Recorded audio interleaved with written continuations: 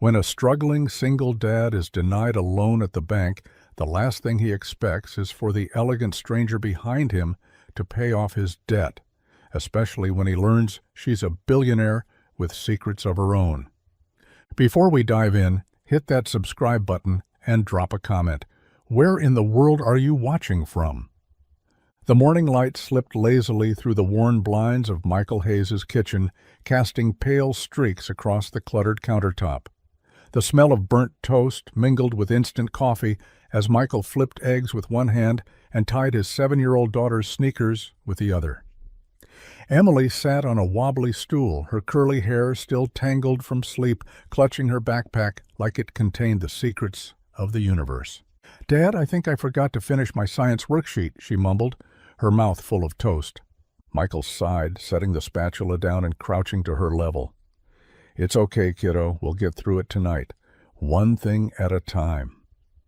The truth was, they were always doing one thing at a time, because doing everything all at once wasn't an option anymore, not since Sarah died, not since Michael had to be both dad and mom, cook and cleaner, cheerleader and disciplinarian.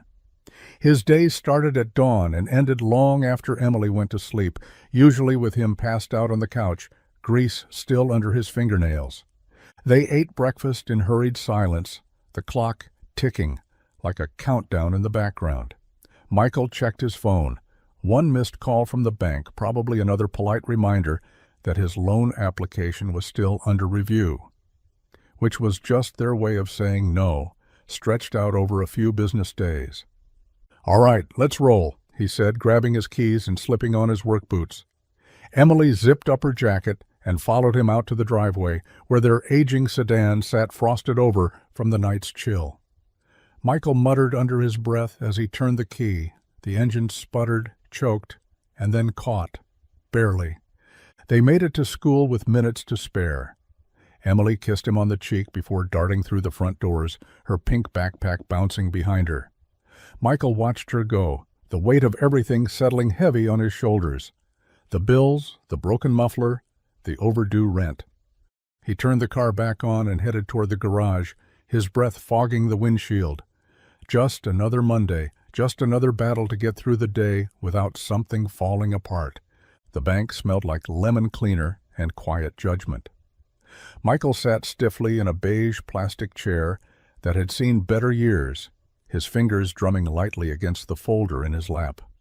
Inside were carefully printed pay stubs, a budget sheet he'd filled out late the night before, and a letter from his supervisor at the garage promising steady hours, if the shop kept enough business. A small loan, that's all he needed. Just enough to fix the car properly, catch up on rent, and maybe, just maybe, breathe for the first time in weeks. Across the desk, a young man in a pressed navy suit tapped at a keyboard. He hadn't smiled when Michael walked in. He hadn't even offered a handshake, just a quick nod, and the kind of look Michael had come to know well, polite, distant, and already halfway to no. "So," the banker said, still typing, "you're asking for $5,000? Michael nodded. "Yes, sir, just a short-term loan.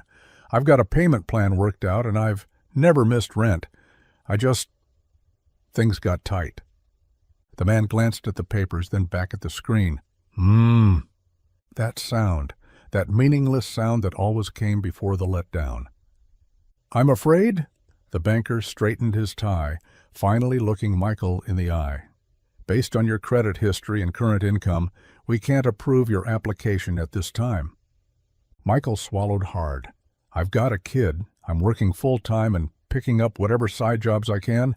I'm not asking for a handout." "I understand," the man said, with all the empathy of a voicemail.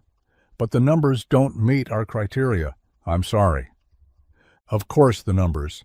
It was always about the numbers. Michael stood slowly, forcing a thank you through clenched teeth.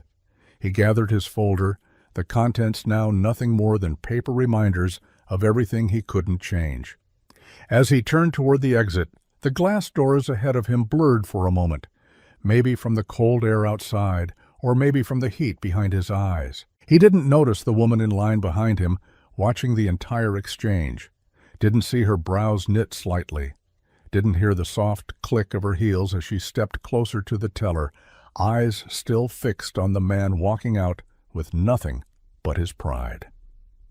Elise Westbrook adjusted the cuff of her wool coat, the line inching forward as the muted sounds of the bank carried around her, keyboard clacks, the occasional rustle of paper, and voices too low to catch clearly. She wasn't supposed to be here, not really. Not in a small-town branch of a mid-tier bank with scuffed floors and a pot of stale coffee sitting untouched in the corner. But her travel plans had shifted last minute. Her assistant was unreachable, and she needed to authorize a wire transfer before the market closed. The man in front of her looked out of place too, but in a different way. Worn boots, a jacket with a frayed collar, and hands that bore the kind of grime you couldn't scrub off in one wash. His shoulders were tense, jaw clenched in quiet determination, like someone used to swallowing disappointment before it fully formed. She watched as he slid a folder onto the desk and tried to make his case. The banker barely looked up. Elise didn't need to hear every word. She'd seen this scene unfold in boardrooms and investment pitches. Different players, same script. The man asked for help. The system said no. When he stood, Elise instinctively stepped back to give him room, though her eyes never left his face. There was no outburst, no anger, just a slow, almost reluctant turn toward the exit. The kind of exit that said he'd rehearsed this before. Elise saw it for what it was, a quiet kind of dignity, a refusal to let the rejection shrink him, even if it stung. As he pushed through the glass doors and disappeared into the winter light, Elise's fingers tightened around her purse strap. Something in her chest stirred, faint but unmistakable. She'd built a life in a world where people wore masks and motives, where every favor came with strings and every relationship had a clause. But that man, he hadn't asked for pity. He hadn't begged or bargained. He just needed a little air and a break that never came.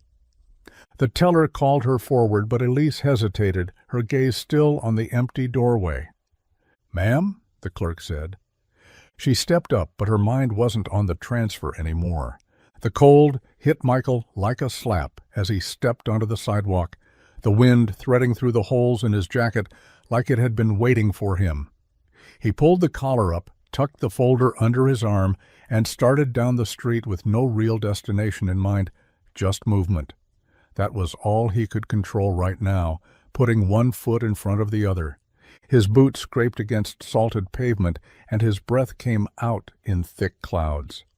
The bank's rejection still echoed in his chest, dull and familiar. He'd been stupid to hope. $5,000 wasn't even that much in the grand scheme of things, but to him it was everything. "Excuse me?" The voice was calm, clear, and unfamiliar. Michael turned. The woman from the bank stood behind him, her dark coat billowing slightly in the wind. Up close, she looked like she belonged in a city skyline, sharp features, composed expression, every piece of clothing tailored like it had a personal story. But her eyes, they held something different, something curious, almost kind. "I'm sorry to bother you," she said, stepping closer, "but I overheard what happened in there." Michael straightened a little, his guard instinctively going up. "Yeah, well, that's life." She smiled faintly, but it didn't reach her eyes. "I don't mean to intrude, but if the bank won't help you, I can." He stared at her, sure he'd misheard. "What?" "I can cover the loan," she said. "The full amount. No strings, no paperwork, just consider it done." Michael blinked, half expecting a camera crew to jump out from behind a parked car. "Are you serious?" "I am. Lady, I don't know what kind of game this is, but I don't take handouts." "It's not a handout," she said quietly. "It's a moment. One person helping another. That's all." Michael shook his head slowly, still trying to find the catch. "Why would you do that?" Her gaze held his, steady, sincere. "Because I can," she said, "and because you didn't ask me to." For a long moment, neither of them spoke. Just the wind, the low hum of traffic, and two strangers caught in something that didn't feel like chance. Michael took a slow step back, his boots crunching against a patch of old snow. His jaw clenched, muscles tight with something between disbelief and discomfort. The woman, Elise, though he didn't know her name yet, just stood there, calm and composed, like offering to hand someone $5,000 was as casual as offering to hold the door. "No," he said finally, the word heavier than it needed to be. Her brow lifted slightly, not in surprise, but in quiet recognition, like she'd expected resistance. "You don't even know me," Michael added, his voice low. "You heard 5 minutes of a bank meeting and decided you'd just step in?" She didn't flinch. "I don't need to know your life story to know that you needed help and didn't deserve the way they treated you." Michael looked away, staring down the length of Main Street where the stoplight flickered red against the pale sky. His chest burned, not from the cold, but from the shame curling hot in his gut. He'd worked too hard for too long to let a stranger's pity be the thing that kept him afloat. "I'm not a charity case," he said, "and I'm not someone you can just drop money on to feel good about yourself." Her expression didn't change, but something in her eyes flickered. "That's not what this is." "Then what is it?" he asked, the words snapping out faster than he intended. "Because people don't just show up, throw money around and walk away, not unless they're trying to buy something." Elise took a small breath, then spoke evenly. "I'm not trying to buy anything. I just believe that sometimes the right thing to do is the thing no one expects." Michael shook his head again, slower this time. Pride dug its heels in, but underneath it was a current of confusion he couldn't shake. She didn't seem fake. She didn't seem like she wanted anything, and that made it worse, because he couldn't explain her, couldn't file her away into some easy category of people who take advantage or expect favors in return. "I appreciate the offer," he said quietly, eyes on the sidewalk. "But no, I've got to figure this out on my own." Then he turned and walked away, not trusting himself to look back. The house was quiet, save for the soft hum of the space heater working overtime in the corner. Emily had gone to bed hours ago, curled beneath a pile of mismatched blankets with her favorite stuffed rabbit tucked under one arm.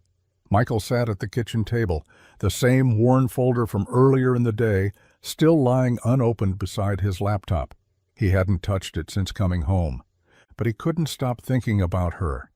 The woman from the bank, the one with the perfectly pressed coat and calm eyes that had seen right through him, the one who'd offered, without flinching, to solve a problem that had been pressing on his back like a cinder block for weeks. And she hadn't asked for anything, not a name, not a thank you, just because she could. Michael leaned forward, fingers hesitating over the keyboard. He didn't even know what he was searching for. Elegant stranger bank angel? Sounded ridiculous, but she had to be someone, the way she carried herself. The way the bank teller's tone had shifted ever so slightly when she stepped forward. It wasn't just confidence, it was presence. Then he remembered the name she'd used when she confirmed her identity with the teller. It had been quiet, almost an afterthought. Elise? A last name, too. West something. He typed Elise Westbrook. The search results populated instantly. Michael blinked, then stared. The headlines came in waves. Elise Westbrook, the billionaire who vanished from Silicon Valley. Westbrook Technologies founder steps down amidst rumors of burnout. The reclusive tech mogul with a fortune to burn and no one to spend it on. There were photos, some from years ago at black tie galas, some grainy paparazzi shots of her slipping into private cars. And there she was, unmistakably the same woman from earlier that day, only now encased in headlines and estimates of net worths, with more zeros than he could count. Michael leaned back in his chair, exhaling slowly. He had refused a billionaire. No, he had lectured a billionaire. He ran a hand over his face, a bitter laugh escaping before he could stop it. Figures. But under the surprise, under the embarrassment, was something else, a flicker of unease, maybe even wonder, because people like her didn't cross paths with people like him, and yet she had. The snow came in fast, thick heavy flakes that blurred the streets and smothered the sky in a blanket of gray. By late afternoon, most of the shops on Main had closed early, their windows dark and handwritten signs taped to the glass. Closed due to weather. Stay safe. Michael wiped the sweat from his brow despite the chill creeping through the garage. The space heater in the corner was doing its best, but it couldn't fight the draft that slipped through every crack in the old brick walls. He crouched under the frame of a rusted pickup, wrench in hand, trying to get one last job finished before calling it quits. The storm hadn't just brought snow, it had brought silence, the kind that wraps around you like a thick coat. He didn't hear the door open at first. It wasn't until the soft jingle of the bell above the garage entrance cut through the quiet that he looked up and nearly dropped the wrench. There she was, Elise Westbrook, dusted in snow, cheeks pink from the cold, and wrapped in a sleek coat that somehow made the entire shop feel even more run down than it already was. Her boots were sensible but expensive, and her expression, though calm, carried a trace of frustration. Michael stood wiping his hands on a rag. "You again." "I could say the same," Elise replied, her voice dry but not unkind. "Do you have a moment?" He blinked, still not entirely believing this wasn't some kind of cosmic prank. "Is your car okay?" "It's not the car," she said, brushing snow from her coat. "It's the town. I was supposed to be back on the road by now, but every route out is snowed over or closed. My hotel canceled power, and my assistant isn't answering." "So what, you're stranded?" She gave a half smile. "Seems so." Michael hesitated, looking around the shop. There wasn't much here. A busted coffee pot, a couple of folding chairs, and a couch in the corner that doubled as his nap spot on lunch breaks. But it was warm. It was something. "Well," he said finally, tossing the rag onto the workbench, "you're welcome to wait it out here. Not luxury, but we've got heat. Most of the time." She looked around, then back at him. "Honestly, that sounds perfect." And just like that, the storm outside wasn't the only one he had to weather. The snow hadn't let up by morning, and the world outside the garage had been reduced to a quiet blur of white. Inside, the space was a little warmer now, thanks to the portable heater Elise had somehow coaxed into working better than it ever had under Michael's hands. She'd stayed curled on the shop's ragged couch most of the night, using her coat as a blanket, her phone finally dead and abandoned on the workbench beside a half-empty coffee cup. Michael had offered to drive her to the motel once the roads cleared, but for now, they waited. The bell above the door jingled mid-morning, and in came a flash of pink and puffy winter coat. Emily, her cheeks glowing from the cold, school backpack bouncing against her shoulders. "Daddy," she called, pulling her knit hat off and shaking snow from her curls. Then she stopped short. Her eyes widened as she spotted Elise sitting in the corner. Michael stood from under the hood of a sedan. "Emily, this is Miss Elise. She got caught in the storm and needed a place to stay last night." Elise stood, smoothing her sweater and offering a soft smile. "Hi, Emily. It's nice to meet you." Emily studied her for a second, tilting her head. "You're really pretty." Michael let out a short laugh and muttered, "Emily," under his breath. But Elise grinned, kneeling down. "Thank you. That's very kind of you to say." "You don't look like you belong here," Emily said, matter of fact, as only a 7-year-old could be. Michael winced. "Emily," Elise laughed. "That's okay. She's not wrong." Emily edged closer, curious now. "Do you like snow?" "I do today," Elise said softly. "It brought me here." That seemed to satisfy Emily, who plopped down cross-legged beside her. "Want to see my drawing? It's a spaceship, but with cupcakes for engines." Elise leaned in, genuinely intrigued. "That sounds amazing." As they huddled together over a crayon-sketched masterpiece, Michael stood back and watched them, something stirring behind his ribs. Elise wasn't faking it. He could see it in the way her posture softened, how her eyes lit up with each of Emily's wildly imaginative explanations. She didn't just see a child. She saw Emily. And for the first time since the snow started falling, Michael wasn't so sure this was just a coincidence anymore. By early afternoon, the clouds had begun to break, letting a pale sun peek through the thinning snow. The roads were still slick, but passable enough that deliveries had resumed, and Michael's phone finally buzzed with a call from a parts supplier in the next town over. He hung up and turned to Elise, who was perched on the garage's old stool, sipping coffee from a mismatched mug Emily had decorated with glitter glue and stars. "That was for your car," he said. "Part'll be here in about an hour. Once it's in, I can get you back on the road." Elise looked at him over the rim of her mug. "Back to real life, huh?" Michael shrugged. "Or at least to wherever you're headed next." She didn't reply right away. Instead, she set the mug down gently and followed him toward the open bay where her sleek black car sat like a visiting alien ship in a sea of dusty pickups and battered sedans. The tow truck had brought it in earlier that morning, rear axle acting up, a sensor blown, and one tire nearly bald. High-end tech with a temper. Michael popped the hood and motioned for her to come closer. "You ever looked under here?" Elise smirked. "Not unless someone was doing it for me." "Well," he said, wiping his hands on a rag, "welcome to the other half of the world." She stepped beside him, watching as he pointed out the damaged connector and the worn serpentine belt. "You're good at this," she said quietly. He shrugged.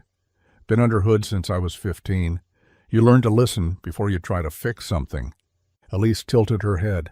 "That's a philosophy." "Maybe," he said. "But it works. Machines talk if you know how to hear them."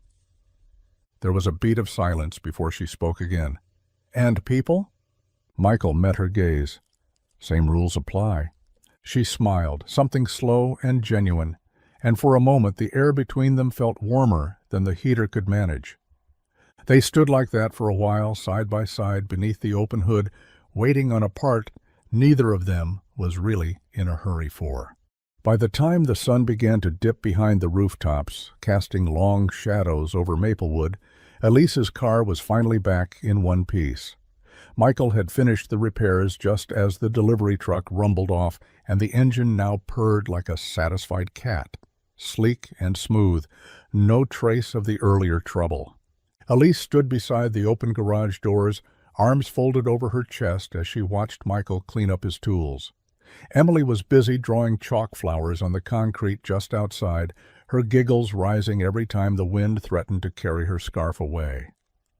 "I owe you dinner," Elise said suddenly. Michael glanced over his shoulder. "You don't owe me anything." "Come on," she said, stepping forward. "Let me at least feed you. You've been fixing my car, keeping me warm, and dealing with Emily's cupcake spaceship stories. It's the least I can do." He chuckled, wiping his hands on a towel. "She only tells those to people she likes. That's a privilege. I'll consider myself honored." They settled on Marcy's Diner, a no-frills place on the corner with red vinyl booths, sticky laminated menus, and the best pie in town. Michael had taken Emily there a few times when he could afford it.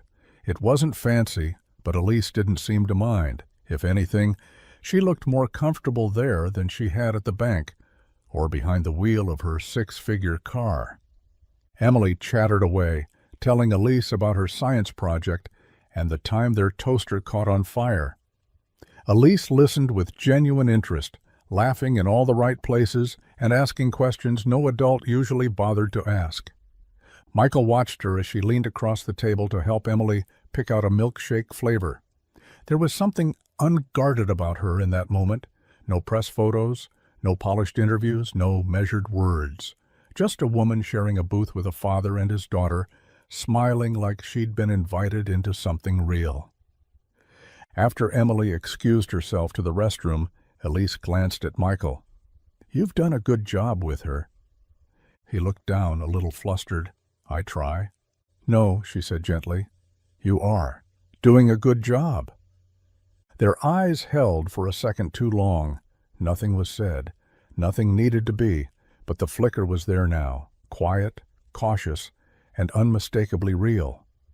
The next morning, the snow had stopped, leaving Maplewood blanketed in white under a clear blue sky. The town had resumed its slow rhythm, plows scraping along narrow roads, shopkeepers shoveling sidewalks, kids dragging sleds behind them like prizes.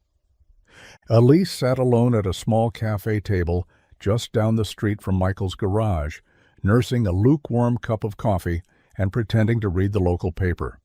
She wasn't due to leave until tomorrow, and while the roads were clear, something inside her wasn't ready to go, not yet. Her phone buzzed again, screen lighting up with messages from her assistant. Board wants an update. Press waiting on a quote. Should I reschedule Tokyo or cancel? She turned the phone face down, pressing her thumb against the ceramic cup to ground herself. No one here knew who she really was. Not Michael, not Emily, not the waitress who'd smiled at her like she was just another passerby in need of caffeine. And Elise liked it that way, because back home, or whatever counted as home when you lived out of penthouses and hotel suites, she was someone else. Elise Westbrook, founder, visionary, CEO of Westbrook Technologies, a woman constantly being measured by headlines, shareholder demands, and billion-dollar expectations. It had been 3 years since her name last made the cover of Forbes, 2 since she'd walked away from her company's day-to-day operations under the guise of personal wellness. But the truth was messier. She hadn't burned out. She'd just stopped caring. All the power, all the success, and still she'd come home to silence every night. No one asked how she really was. No one noticed when she disappeared, except the press, who framed it as mysterious, even admirable. A woman stepping back to find balance. But balance wasn't why she was in Maplewood. She was here because she was tired. Tired of being useful, tired of being handled, tired of being seen, but never truly known. And somehow, in the cracked linoleum floors of a small-town diner and the crooked smile of a single dad with grease under his nails, she'd felt something rare, something honest, something that made her wonder if she could stay lost just a little while longer. The garage was quiet, the kind of quiet that made every sound sharper, the low hum of the heater, the faint rustle of Emily's crayon scratching paper in the corner, and the rhythmic clink of Michael sorting tools at his workbench. The storm had passed, but the cold lingered. Michael had been in a decent mood that morning. Elise had stopped by early with 2 cups of coffee, one black, one with exactly 2 sugars, and sat with him for a while before heading off to run errands. Emily had given her a big hug on the way out, and Michael had smiled without thinking about it too hard. But then the mail arrived. He almost tossed the envelope from the electric company, assuming it was another past-due notice. Instead, when he opened it, he found a letter confirming payment, full balance covered, account now in good standing. Michael stared at the paper, his jaw tightening. There was only one person who could have done it. He stormed out of the garage 15 minutes later, coat unzipped, and breath steaming in the winter air.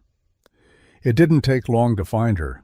Elise was walking out of the cafe, coffee in hand, scarf tucked neatly beneath her collar. "Elise?" She turned, surprised by the sharpness in his voice. "Michael? What's wrong?" "You paid my power bill," he said, holding the letter up like proof of a crime. "Why?" Her face softened. "You mentioned they were about to shut it off. I just thought—" "You thought you'd swoop in and fix things I didn't ask you to fix?" His voice rose, tight with anger and something deeper, hurt. "I wasn't trying to offend you," she said calmly. "I just wanted to help." "I didn't ask for help." "No, you didn't," she replied, her voice steady but quiet. "Which is why I didn't put my name on it." Michael ran a hand through his hair, exhaling hard. "You don't get it. I've spent years holding this whole thing together with duct tape and prayer. If I start letting people patch the holes for me, what's left of me?" Elise didn't speak right away. Her eyes held his, not pitying, not apologetic, just seeing him. "I see a man doing his best," she said, "and sometimes even the strongest people need a break." Michael looked away, the letter crumpling in his fist. The silence between them stretched, heavy, unspoken, unresolved. Then, without another word, He turned and walked back toward the garage, leaving Elise standing alone on the snowy sidewalk. The next day was colder, but clearer. A thin crust of ice shimmered across the sidewalks, and the sky stretched pale and cloudless above the town. Michael was back at the garage early, hands moving on autopilot as he rotated tires and replaced brake pads, but his mind was miles away. He hadn't spoken to Elise since yesterday's blow-up. She hadn't come by, hadn't texted, and the absence felt louder than it should have. Emily noticed too. Her after-school drawing stayed folded in her backpack, the one she'd made for Elise, a spaceship with her riding shotgun beside Emily and her dad. When the bell above the garage door finally rang mid-afternoon, Michael didn't have to look up to know who it was. "Elise," he said, wiping his hands, "didn't expect you back." "I almost didn't come," she replied, her tone cautious but direct, "but we left things in a place I'm not comfortable with." Michael nodded, eyes fixed on a half-disassembled alternator. "Yeah, about that. I shouldn't have snapped at you." She stepped closer, arms folded. "You were angry. You had every right to be." "It's not about the bill," he said. "Okay, it is, but it's more than that." He looked up, jaw tight. "You see a guy working hard, trying to do right by his kid, and you think he deserves a break. But when you pay for something like that without asking, it feels like I'm failing at holding it all together." "I wasn't trying to take anything from you," she said gently. "I know," he said, voice low, "but you have to understand. For me, every inch I've earned, I've clawed for. People see a single dad, they assume I'm barely hanging on. I've had to be enough every day for Emily. I can't afford to not be." There was silence. Then Elise spoke, her voice quieter now. "I get it. Maybe more than you think." Michael gave her a skeptical look. "I've built an empire," she said. "Made more money than I'll ever need, but I walk into rooms full of people and no one sees me. Not really. They see what I own, what I've done, and not one of them ever thinks to ask if I'm okay." Her words settled between them like fresh snow, gentle but impossible to ignore. "I wasn't trying to fix you," she added. "I just wanted to make the road a little easier for a minute." Michael exhaled slowly, something in his chest easing. "Next time," he said, offering the smallest of smiles, "ask first." Elise smiled back. "Deal." The garage was closed, the lights dimmed, except for the soft glow spilling from the office where Michael poured 2 cups of coffee. Outside, the snow had frozen over, turning the streets into rivers of glass. Emily had gone to bed hours ago upstairs in the tiny apartment above the shop, curled under a quilt made by Michael's late mother. Elise sat across from him at the small, dented desk, hands wrapped around her mug. No one had said much since dinner, but it wasn't uncomfortable. It was the kind of quiet that invited honesty, the kind that made you feel safe enough to speak without watching your words too closely. "She was the one who kept everything together," Michael said suddenly, staring into the steam rising from his cup. "Sarah, my wife, stronger than me in every way. She'd make lists, plan meals, balance the budget down to the cent, and still find time to bake cookies with Emily every Saturday." Elise didn't interrupt. "She got sick fast," he continued. "Doctors said we had time. They were wrong. It was like someone hit the lights, and everything I knew just went dark." He blinked, eyes glassy, but he didn't let the tears fall. He'd done that already, alone, behind the garage, in the dead of night. "She made me promise I'd keep going for Emily." He gave a tight smile. "Most days I think I've kept that promise. Some days I'm not so sure." Elise sipped her coffee, then set the mug down gently. "My mom died 5 years ago. Cancer. We knew it was coming, but knowing doesn't make it easier." Michael looked at her, surprised.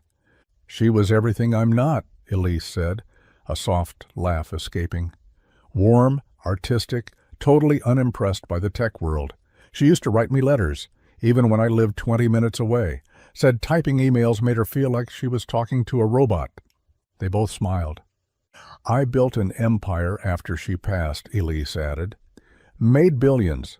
But the thing I wanted most was to hear her say she was proud of me, and that door had already closed. Michael nodded slowly, the silence between them deeper now, but filled with shared weight. You ever feel like you're holding the whole world up with one hand? He asked. All the time, Elise said. And in that moment, with nothing but lukewarm coffee and low voices in a darkened garage, they weren't a billionaire and a mechanic. They were just two people, grieving, surviving, still standing. The morning sun streamed weakly through the garage windows, turning the frost on the panes into tiny rivers of light. Michael was beneath a car, muttering softly to himself as he wrestled with a stubborn bolt. Emily sat cross-legged on the floor near the front desk, crayons scattered around her like petals, her tongue sticking out slightly in concentration. Elise stood nearby, sipping from a fresh cup of coffee Michael had handed her earlier. She was watching Emily work, quiet, focused, completely lost in her little world. For all her meetings, acquisitions, and interviews, Elise couldn't remember the last time she had just stood still and watched someone be themselves. A few minutes later, Emily popped up and walked over, her boots scuffing against the concrete. She held a single sheet of printer paper, the drawing bold and colorful, lines uneven but full of intent. I made something for you, she said, handing it to Elise with a proud grin. Elise took it carefully, unsure what to expect. What she saw nearly stopped her heart. The drawing was of 3 stick figures standing in front of the garage. One was labeled Daddy, another was me, and the third was Miss Elise. All 3 were smiling. Emily had even added stars around them and what looked like a giant spaceship hovering overhead with cupcakes instead of thrusters. Elise stared at the paper, something thick and unfamiliar building in her throat. This is beautiful, Emily. You like it? The little girl asked, bouncing slightly on her toes. I love it, Elise said, voice softer than she meant it to be. Michael looked up from under the car, wiping his hands on a rag as he came over. When he saw the drawing, he gave a low chuckle. Guess you're officially part of the spaceship crew. Elise tried to smile, but the emotion caught her off guard. She hadn't expected this. Hadn't expected to feel seen in a way that didn't come with expectations or price tags. A child had placed her in their picture of the world, and for the first time in years, it felt like a place she wanted to be. Thank you, Emily, she said, crouching to eye level. This means more than you know.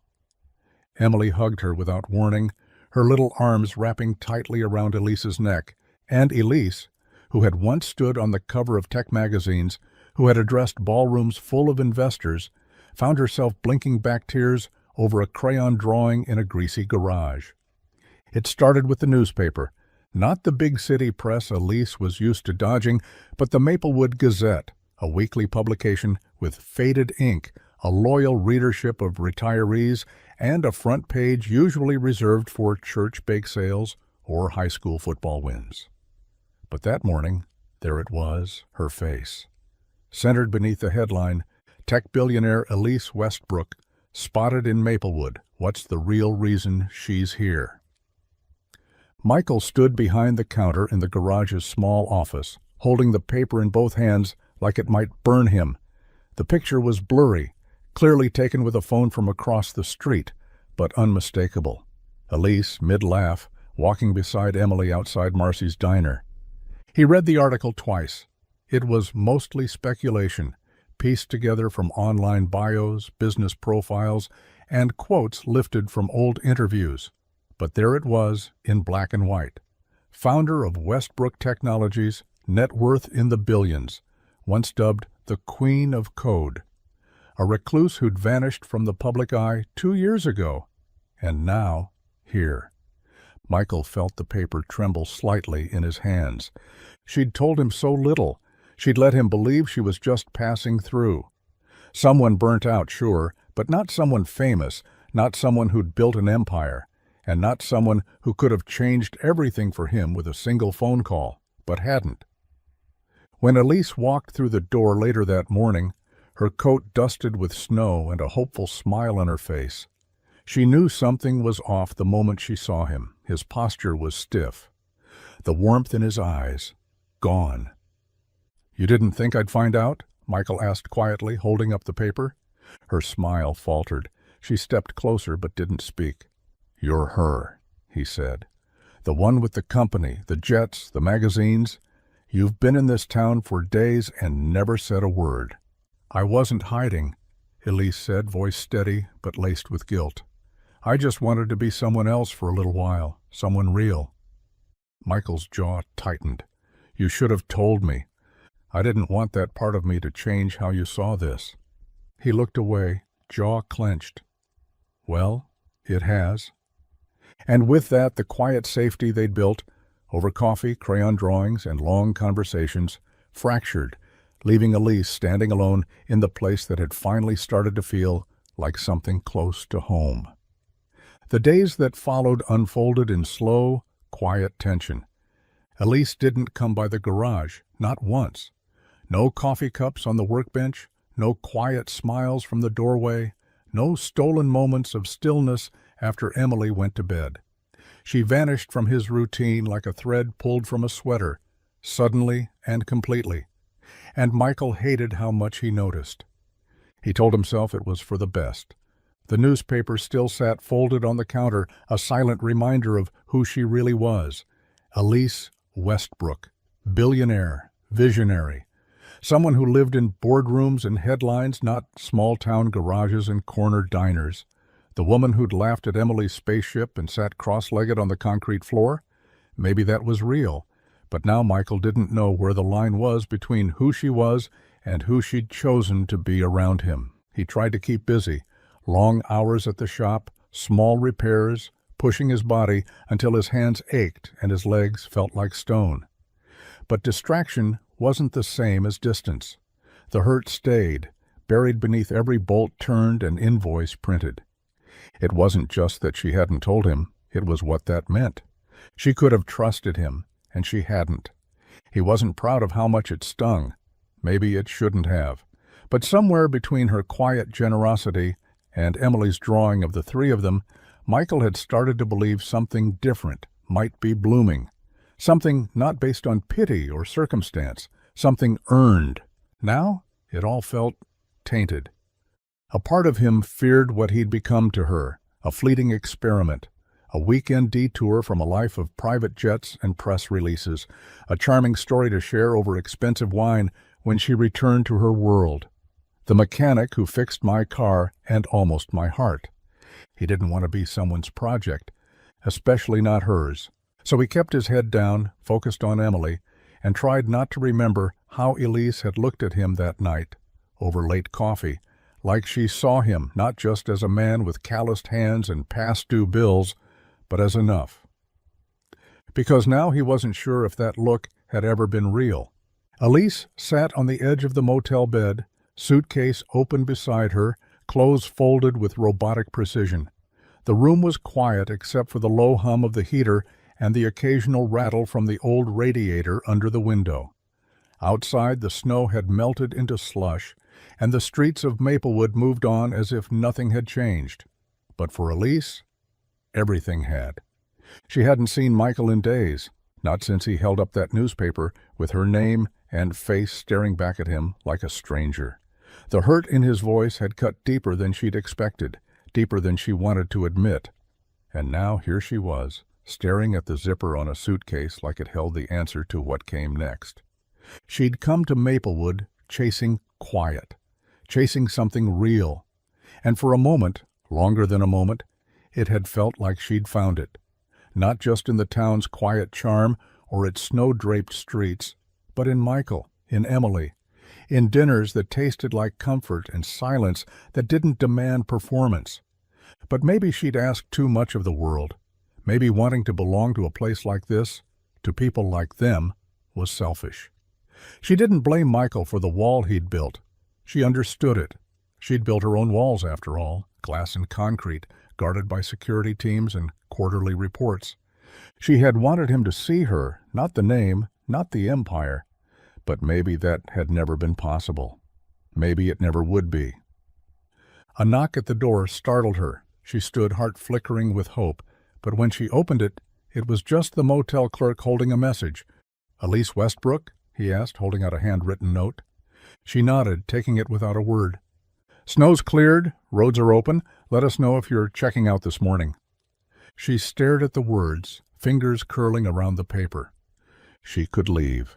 No one would stop her. It would be easier, cleaner, less painful than waiting for someone who might never come around. But as she sat back on the bed, hands resting in her lap, Elise realized something simple and terrifying. For the first time in years, she didn't want to run. She wanted to stay, but she didn't know if she was still welcome. It started with the florist. Michael was picking up a small arrangement for Emily's school performance, a modest bouquet of daisies and baby's breath. And as he waited at the counter, Miss Lorna, the 80-something-year-old shop owner with a memory like steel, leaned in with a conspiratorial whisper.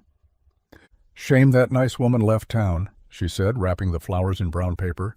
"The one who helped cover my niece's hospital bill last month." Michael looked up, brows furrowed. "Elise?" Lorna nodded. Didn't say it outright, but I put it together. Few people carry a checkbook like that and ask for nothing in return. He blinked. "She paid for that?" "She heard me talking to the pharmacist about how my niece's surgery wasn't covered. Next day the invoice was marked paid in full. Never said a word about it." Later that week, it was Marcy from the diner who mentioned her. "She tipped every waitress $100, Marcy said, refilling Michael's coffee like it was just another Tuesday. Didn't make a show of it either, just left the bills under the placemats." Michael said nothing, just stared into his cup. Then there was old Henry, who came into the garage for a routine tire check. "That woman, Elise, yeah? She stopped when my truck broke down outside town, waited with me in the cold for 40 minutes until the tow came. Brought me hot cocoa even. I didn't know who she was until someone showed me that article." Each story arrived like a pebble dropped in still water, rippling through Michael's assumptions. She hadn't come to town throwing money or seeking attention. She'd moved quietly, seen what needed fixing, and helped where she could, with no spotlight, no strings. He thought of the coffee she brought each morning, the way she listened when Emily talked, really listened, the way she looked when she wasn't being Elise Westbrook, billionaire, just Elise. And maybe he'd been wrong. Maybe she hadn't been running from her world. Maybe she'd been trying to find a way to belong in his. By the time he walked back into the garage, bouquet in hand and guilt tightening his chest, Michael wasn't thinking about pride anymore. He was thinking about what it would mean, what it would cost to let her walk away. The coat was hanging where he always left it, on the rusted hook by the door, frayed at the cuffs, with a faint smell of motor oil and old winters. Michael pulled it on absent-mindedly, still thinking about the stories he'd heard that week, about Elise. The weight in the pocket caught his attention first, subtle, small, something stiff tucked behind the lining. He reached in and pulled it free. A business card, cream-colored, thick stock, minimal lettering. Elise Westbrook. No title, no company, just a cell number printed beneath her name in clean, elegant font. But it wasn't the printed words that stopped him. It was what was scribbled on the back, in neat handwriting that slanted slightly to the right. "If you ever decide to take a chance, call me." Michael stood there for a long moment, staring at the card like it held more than ink. The note was short, but it hit him like a punch to the chest. Not "call me if you change your mind," not "call me if you forgive me," take a chance. She wasn't asking him to forget everything. She wasn't pretending what happened didn't matter. She was just waiting, hoping. And suddenly he could see her again, sitting cross-legged on the garage floor listening to Emily talk about cupcake engines, laughing softly over cheap coffee in the office, looking at him like he was more than his paycheck, more than his grief, more than the life he'd barely kept glued together. He sank into the stool by the counter, card still in hand, thumb brushing over the ink.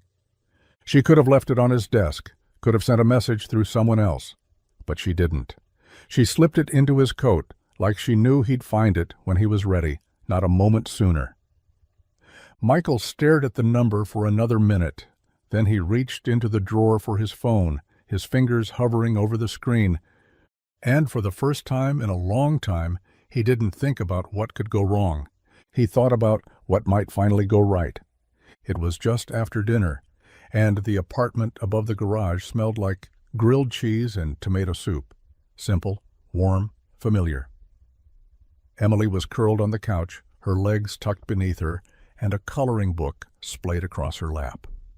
Michael sat nearby, half watching an old cartoon flicker on the small TV, half lost in the quiet weight pressing behind his ribs. Elise had been gone for days now. The town had moved on. Snowbanks melting, routines returning. But the space she left behind hadn't faded. It hung in the air like perfume that lingered long after the wearer left the room. Emily didn't say much at first, just colored a sun with purple rays and glanced up now and then. Michael knew she was building up to something. She always did when she had a question she wasn't sure how to ask. Finally, she looked over at him, eyes thoughtful. "Daddy?" "Yeah, Bug? Is Miss Elise coming back?" Michael blinked. The question landed harder than he expected. He sat up straighter, rubbing the back of his neck. "I don't know." Emily frowned, gaze dropping to her coloring. "Did she go away 'cause you got mad at her?" The room felt too small suddenly, too still. Michael leaned forward, elbows resting on his knees. "It's not that simple, sweetheart." "She was nice," Emily said. "She liked my drawings. She listened to all my stories, even the long ones. She laughed at the space pig joke." Michael smiled weakly. "She really did like that one." "I miss her," Emily whispered, tracing a crayon over the page. Michael exhaled, the truth finally catching up with him. "So do I," he said. Emily looked up, hopeful. "Then why don't you just tell her?" He didn't answer right away, because pride still whispered in his ear, reminding him of the hurt, the surprise, the distance. But another part of him, one stronger, one braver, was starting to speak louder, the part that remembered her laughter, her quiet strength, and the way she'd looked at him like he wasn't broken. "I might," he said at last, voice quiet but certain. "I just might." And somewhere deep in his chest, something began to thaw. The garage was quiet after closing, the last bit of light slipping through the windows as Michael sat alone at his workbench. Tools lay scattered across the surface, but he wasn't working. Not tonight. In his hand was the business card, edges slightly worn from being handled too many times. The message on the back. "If you ever decide to take a chance, call me," felt less like a suggestion now, and more like a lifeline. Michael stared at the number. He'd thought about this moment 100 times, rehearsed what he'd say, how he'd say it. Something honest, something vulnerable, something that didn't sound like begging, but didn't sound like running either. But now that he was here, none of the words seemed to fit. He looked toward the stairs leading to the apartment above. Emily was already asleep. He could hear the faint hum of her white noise machine through the walls, the sound steady and soft. She'd asked about Elise again at bedtime. This time he hadn't changed the subject. He unlocked his phone, thumb hovering over the screen. One press, one chance. The line rang once, then again, and then, click. "Hello?" Her voice was quiet, tired, hopeful. Michael didn't speak right away. His throat tightened, and for a long moment he just listened, to her breathing, to the quiet hum of her space. "Elise," he finally said. She didn't answer with words, just a long silence. But he could feel her listening, could almost picture her in some quiet hotel room, sitting cross-legged with her phone pressed close like she was afraid the moment would disappear. "I don't have the right words," Michael said, voice rough. "I've been trying to find them, but I don't." Another pause, and then softly, "You called. That's enough." They didn't say much after that. There were no grand confessions, no apologies wrapped in dramatic speeches, just silence. Real, unfiltered, and strangely full, the kind that spoke louder than anything either of them could say. Michael closed his eyes, hand tightening around the phone. He didn't know where they were going, didn't know if this would fix what had been broken, but for now, they were still on the line, and neither one had hung up. The invitation came 3 days later, tucked inside a small envelope that arrived by courier, crisp, handwritten, and unmistakably Elise. Michael had half expected a text or maybe another quiet phone call, but this was different, intentional, personal. Inside was a short note. "You said you might take a chance. I'd like to give you one. Come visit. Bring Emily. Let me show you my world, not the one in the headlines, but the one I've never shown anyone. E." Alongside it was a pair of plane tickets and an address in Manhattan. No expectations, no pressure, just an open door. Michael didn't say yes immediately. He stared at the tickets for 2 full days before mentioning them to Emily. Her face had lit up like a firework. "New York? Like in the movies? With the huge buildings and pizza slices bigger than your head?" She'd packed her backpack that same night. 2 stuffed animals, 1 coloring book, and a single hoodie, just in case it snowed. Now, standing in the lobby of Elise's building, Michael felt like someone had pressed the pause button on his life and dropped him into someone else's movie. Polished marble floors, floor-to-ceiling windows, a chandelier made of crystal so delicate it looked like frozen rain. Emily, wide-eyed and spinning slowly in her boots, whispered, "This place is shinier than our whole apartment." Michael adjusted the strap of her backpack, trying to stay grounded. "Yeah, don't touch anything." They took the elevator up, glass walls revealing the skyline in slow, jaw-dropping layers, and when the doors slid open, Elise was already waiting. She wore jeans, a simple sweater, her hair pulled back. Nothing flashy, but still she fit here, like she belonged. Michael felt like a smudge on glass. "Hey," she said, stepping forward with a nervous smile. Emily ran to her immediately, arms wrapping tight around Elise's waist. Michael followed slowly, hands shoved in his jacket pockets. "This is, a lot," he admitted. "I know," Elise said softly, "but I didn't bring you here to impress you." He looked around at the view, the space, the life so different from his own. "No?" he asked. "No," she said, her eyes steady. "I brought you here so you could see the part of me I have never let anyone else into." And despite the marble and glass and skyline glittering behind her, Michael suddenly felt something familiar beneath it all. Her. The penthouse was stunning, sleek lines, soft lighting, floor-to-ceiling windows that wrapped the skyline in glass and silence. Every inch of it was tastefully designed, luxurious without being loud. It should have felt like a dream, but to Michael, it felt hollow. He wandered slowly through the open space while Emily played with a set of marble-inlaid puzzle blocks Elise had pulled from a closet that looked more like a gallery. Michael didn't touch anything. He wasn't sure he belonged here long enough to. Elise stood in the kitchen, pouring tea into handmade ceramic mugs. She didn't look like a billionaire in this moment. No designer labels, no boardroom posture, just a woman in her own home, barefoot on cold stone floors, pouring tea like she needed something warm to hold on to. "You live here alone?" Michael asked, eyes lingering on the unlit fireplace, the untouched corner bookshelf, the second bedroom with sheets that looked barely used. Elise nodded. "I have for years."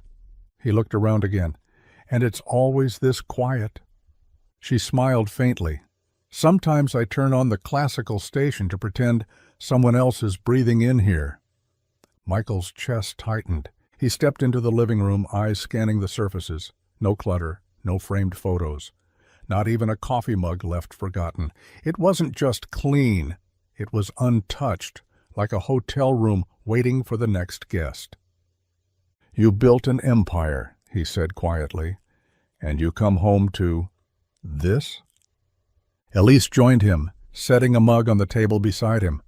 "This is what success looks like when it's built on everything except connection." Michael turned to her. And you never let anyone in? People tried, she admitted, but most just wanted something, a title, a favor, a piece of me I couldn't afford to give, so I stopped offering. He looked at her for a long moment, the weight of her honesty settling between them. All the money, the power, the influence, none of it filled this space. Not really. It's beautiful, he said softly, but it feels like a museum. Elise met his gaze. It was never supposed to stay empty.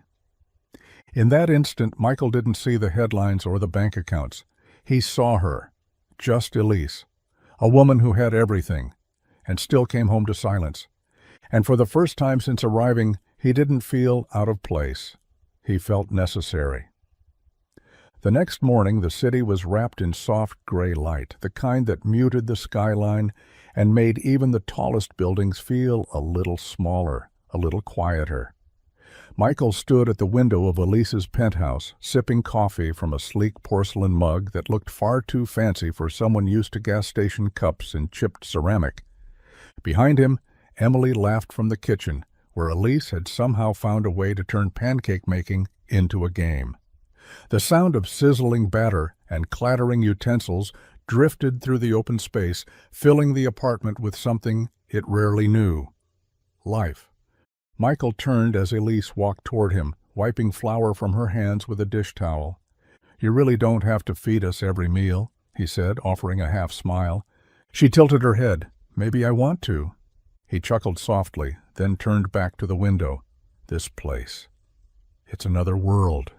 "It's just a place," she said. "What matters is what you build in it." There was a beat of silence before she added carefully, "And speaking of building, I want to talk to you about something." Michael raised an eyebrow, cautious. "All right." She moved to the coffee table and pulled out a folder, sliding it across to him like a peace offering. "I had this drawn up before you ever came to the city. Wasn't sure I'd ever show it to you."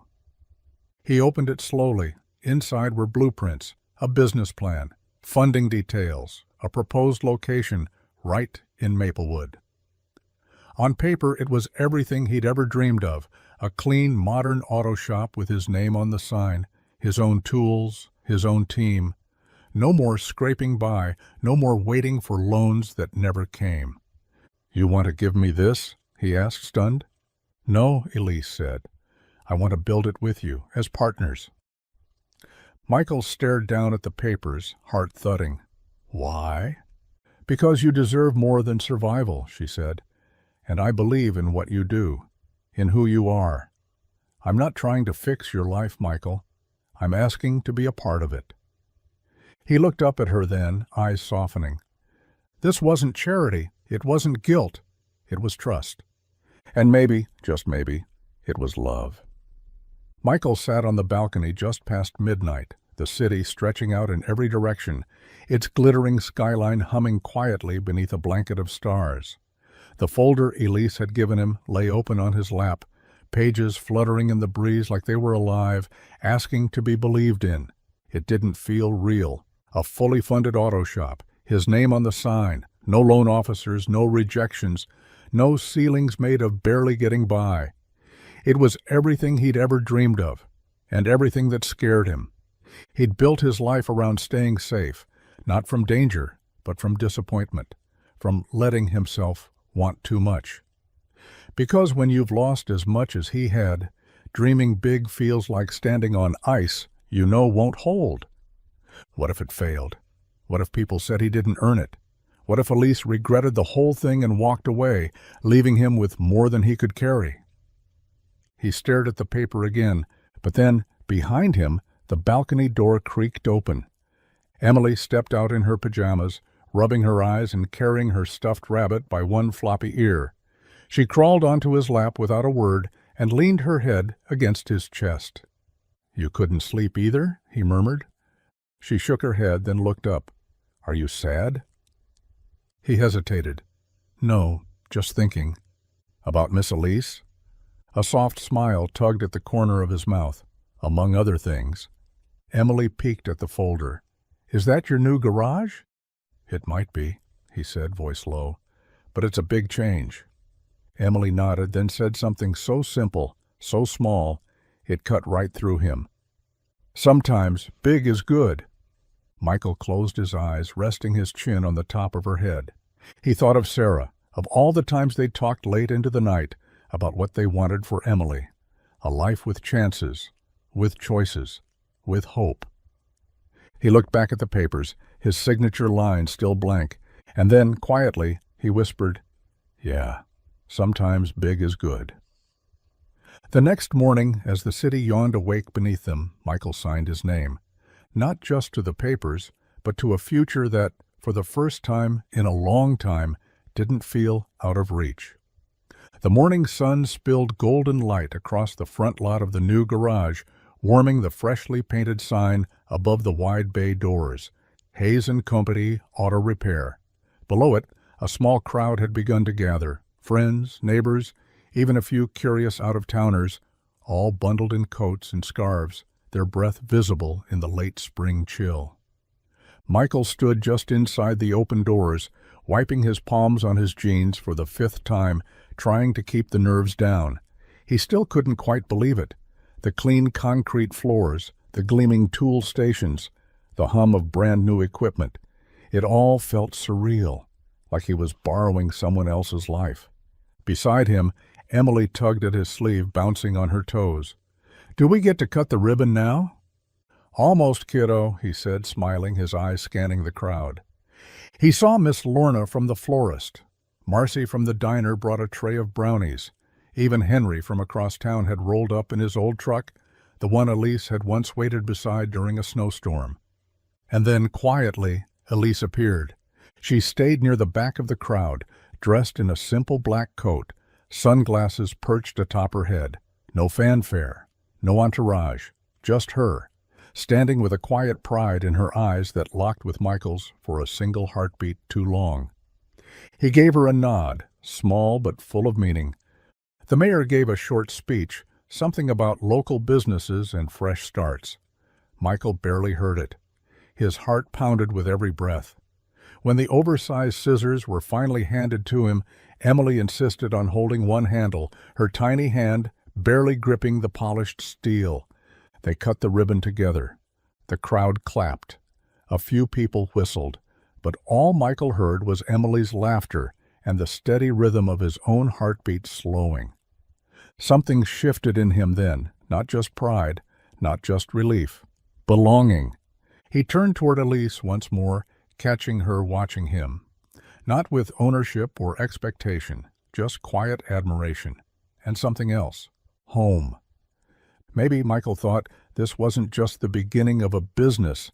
Maybe it was the beginning of everything. The storm rolled in fast, as they always did in Maplewood. Dark clouds swallowing the sky. Wind bending trees until they groaned. Michael had been closing up the shop when the first fat drops of rain began to splatter against the pavement. Elise had come by late, her coat pulled tight around her and a small box of spare parts in hand, something she'd promised to help him source. By the time they got inside, the downpour was relentless, pounding the garage roof like 1,000 drumbeats. "Looks like we're stuck for a bit," Michael said, locking the door behind them as thunder cracked overhead. "Good thing I brought provisions," Elise joked, holding up a bag with 2 sodas and a wrapped sandwich from Marcy's diner. They ended up sitting on the old couch in the corner of the shop, the lights dimmed, the storm painting streaks across the windows. Emily was with a neighbor for a sleepover, and for the first time in weeks, it was just the two of them. No business plans, no logistics, just space and silence and the weight of everything unsaid. Michael leaned back, the soda cold in his hand. "I used to love storms as a kid, thought they sounded like the world was getting washed clean." Elise smiled softly. "And now?" "Now?" He looked at her. "They make me feel like something's about to change." She didn't look away. "Maybe that's not a bad thing." The words lingered. Neither of them moved. The storm surged louder, closer, as if daring them to stop waiting. "I've been trying not to want this," Michael said quietly, his voice hoarse. "Not to want you." Elise's breath caught. "Why?" "Because I didn't think I belonged in your world. But the truth is, it's not about your world or mine, it's just you. For a moment the only sound was rain, and then, slowly, Elise reached up, her fingers brushing the side of his face. "You've always belonged," she whispered, and that was all it took. Their kiss wasn't rushed, it wasn't polished. It was real, slow, hungry, and built on weeks of shared glances, quiet truths, and near misses. It was the kind of kiss that said everything they hadn't dared to speak aloud. The storm raged on, but inside the garage, all that remained was warmth. The conference room on the 42nd floor of Westbrook Tower was all glass, steel, and silence. The view behind Elise stretched out across Manhattan like a challenge. Soaring buildings, busy streets, a world she'd once ruled without blinking. She stood at the head of the long table, hands folded in front of her, every eye in the room trained on her. The board had been waiting. They always did when she called a meeting with no agenda.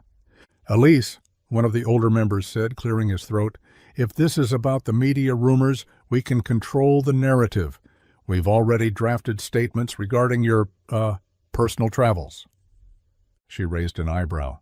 "You mean the part where I spent time in a small town and didn't immediately check in with you?" There was an awkward pause. "Elise," chimed in another board member, younger, sharper, less patient. "We just want to be sure your priorities remain aligned with the company. Investors are already asking questions. If you're not planning to return full-time, we need clarity." Elise exhaled slowly, then stepped forward. "For years, I gave this company everything," she said, voice clear but measured. "My time, my health, my family, what was left of it. And in return, I built something incredible. But in chasing that success, I lost sight of what I needed as a person. I stopped living. I just worked." A murmur rippled across the table. "And now," she continued, "I've found something worth protecting, something quiet, something real. And I'm not asking for permission to want that. I'm telling you, my life doesn't belong to this board anymore." "Are you resigning?" someone asked, a little too eagerly. "No," Elise said with a cool smile. "I'm evolving. I'll remain as a strategic advisor. No more day-to-day, no more press tours. And I will be selective about the projects I take on." Silence. "I've already built my legacy," she added. "Now I'm building a life." She gathered her notes, though she hadn't needed them, and walked out without waiting for applause, approval, or understanding. She didn't need any of it anymore. Outside, the city was still racing forward, but Elise moved through it with a calm she hadn't known in years. For the first time, she was running toward something, not away. The Maplewood air smelled like rain and cut grass, the kind of scent that made the world feel clean again. The streets were quiet, framed by budding trees and freshly painted porches. And as Elise stepped out of the taxi, a breeze lifted her hair, soft and familiar. She wasn't running this time. She wasn't hiding from board meetings or headlines. She wasn't looking for quiet. She was returning to it. Her suitcase thudded softly on the gravel in front of the garage. The lights inside were on, music drifting faintly through the open bay door. Elise took a deep breath and walked in. Michael was hunched under the hood of a compact sedan, sleeves rolled up, engine grease painting the skin just below his elbow. He looked up as she entered, surprise flashing across his face, but not hesitation, just a slow, quiet smile. "You came back," he said, wiping his hands. "I told you," Elise replied. "This time, I'm not leaving for the world.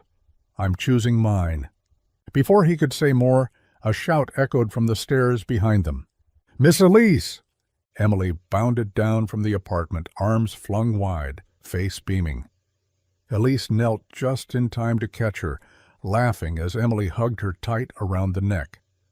"I missed you so much," Emily said, breathless. "Did you bring your spaceship pajamas?" "I did," Elise whispered, smiling into her hair, "and I'm here to stay for a while." They had dinner on the apartment's tiny balcony that night. Takeout from Marcy's, the table too small and the chairs mismatched, but perfect. Emily showed Elise her latest drawings, including one of the garage with 3 stick figures under the sign. This time, one of them had long brown hair and a label in crooked handwriting. Elise. Michael watched them from across the table, his heart settling into a rhythm it hadn't known in years. They weren't traditional, they weren't perfect. But something unspoken had taken root, deeper than romance, larger than coincidence. They weren't just learning how to love, they were learning how to be a family. The letter was folded into a crumpled triangle and tucked beneath a mug on the kitchen counter. Elise had nearly tossed it, thinking it was just another one of Emily's spaceship sketches. But something about the faint red crayon peeking from the edge made her pause. It wasn't Christmas. It wasn't even close. But children, Elise had learned, didn't wait for calendars to dream. She sat down and unfolded the paper carefully. The handwriting was lopsided, some letters reversed, a few words missing vowels, but it was unmistakably Emily. Dear Santa, I know it's not Christmas, but I didn't know who else to ask. Miss Elise is the best. She listens to all my stories and lets me help stir pancakes, and she hugs really good too. My dad is happier when she's here. He smiles like he used to. So if you're not busy, I just want one wish early. Can you make Miss Elise my real mom someday? Please? Love, Emily. Elise didn't move for a long time. The words blurred as her vision swam, tears welling slowly, quietly. Not the dramatic kind, not the heavy, painful ones she'd shed in hotel rooms and boardrooms. These were different, gentle, hopeful, like a door had opened in her chest she hadn't even realized was still locked. She pressed the letter against her heart, blinking back tears as she exhaled. She'd spent so long believing she wasn't meant for this, that her life was better lived in silence, behind walls, and under control. But this little letter, this little girl, had cracked something wide open. Elise stood, carefully refolding the paper. She tucked it into her coat pocket like it was made of gold. In the next room, Emily's laughter echoed from the couch as Michael tried to assemble a wobbly cardboard rocket. Elise stepped into the doorway, watching them, heart full in a way that had nothing to do with wealth or success. She didn't need Santa's magic to grant that wish, because now she wanted it too. It happened on a Tuesday. No fancy dinner, no champagne, no grand speeches under candlelight or sweeping orchestras in the background, just the smell of motor oil, the rattle of tools, and the hum of a quiet garage that had seen more second chances than most places in the world. Elise was sitting on the old couch in the corner, flipping through a service manual she barely understood, her sleeves rolled up and grease smudged faintly on her wrist. Emily was upstairs napping after a long afternoon of sidewalk chalk and spaceship games. And Michael, he was under the lift, finishing up a tire rotation on an ancient truck held together by more hope than bolts. "Hey, can you hand me that wrench?" he called out. She stood, grabbed it, and crouched beside him as he slid out from beneath the chassis. Their eyes met, and for a moment there was no noise, just the two of them, covered in work and time and love. Michael sat up, resting on his heels. "I was going to do this some other way," he said, voice quiet. "Something with less grime and probably more planning." Elise tilted her head. "Do what?" He pulled something from his pocket, small, simple, wrapped in a red shop rag, not a velvet box, not polished silver.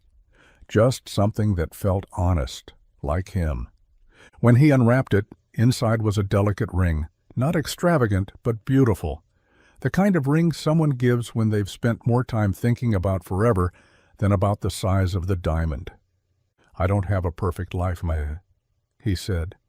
"I can't promise ease or luxury or a clean pair of hands every night, but I love you. I love how you see the world. I love how you make Emily feel like the center of it.